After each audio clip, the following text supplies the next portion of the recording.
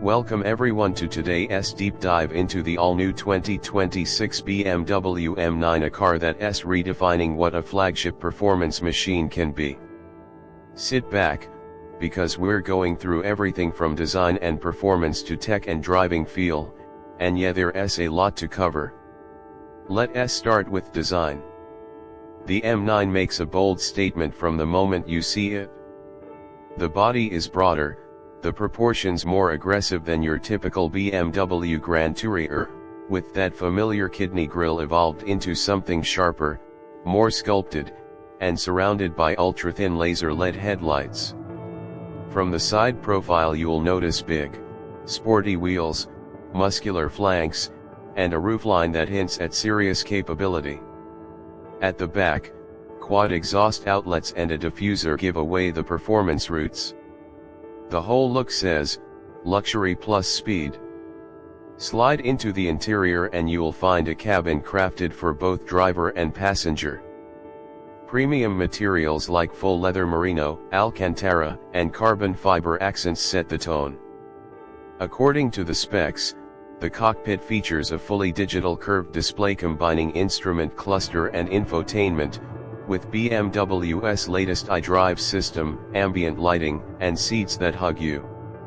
What's interesting, despite the high-performance pedigree, BMW appears to have aimed for usability in everyday driving as well as track thrills. Now, performance arguably the heart of this car. The M9 is reportedly powered by a hybrid system combining a twin-turbo V8 with an electric motor up front in typical MX Drive all-wheel drive fashion. The total output is claimed to exceed 700 horsepower, some sources indicate around 760 plus HP and a 0 to 60 miles per hour time in roughly 2.5 seconds. Top speed over 200 miles per hour is being quoted. This mix of raw engine roar plus instant electric torque gives the M9 a dual personality, brute force plus modern hybrid responsiveness.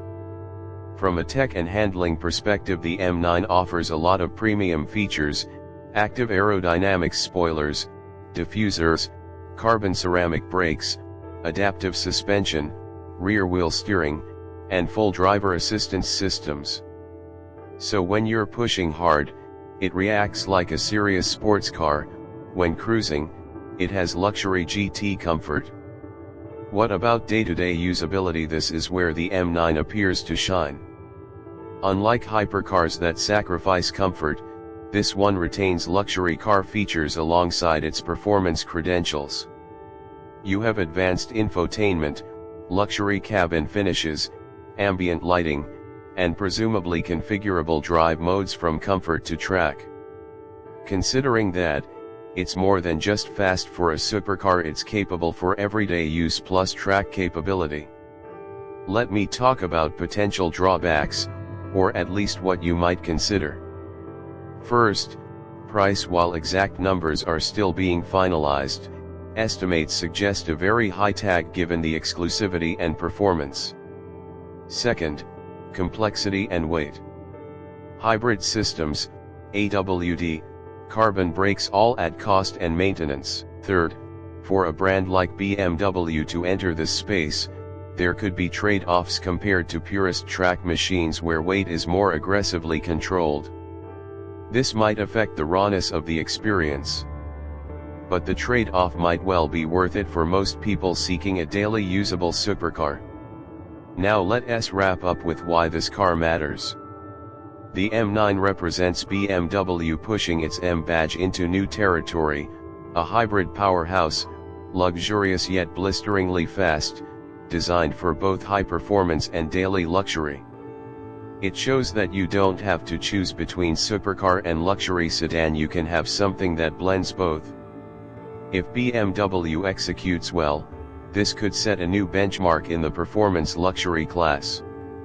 If you're watching this and thinking about how it would fit in Pakistan or your region, you'll want to check import duties, servicing availability, and how the hybrid systems are supported locally. High performance means high upkeep. Also, given its exclusivity, waiting lists, or customization lead times may apply. Thanks for sticking around. If you like these kind of detailed walkthroughs, hit subscribe and turn on notifications because I'll bring you more high-end performance car content soon. If you want, I can pull up expected pricing, local availability here in Pakistan, and how it compares to rivals like the Lamborghini Huracan Evo or Ferrari F8 Tributo. Do you want that?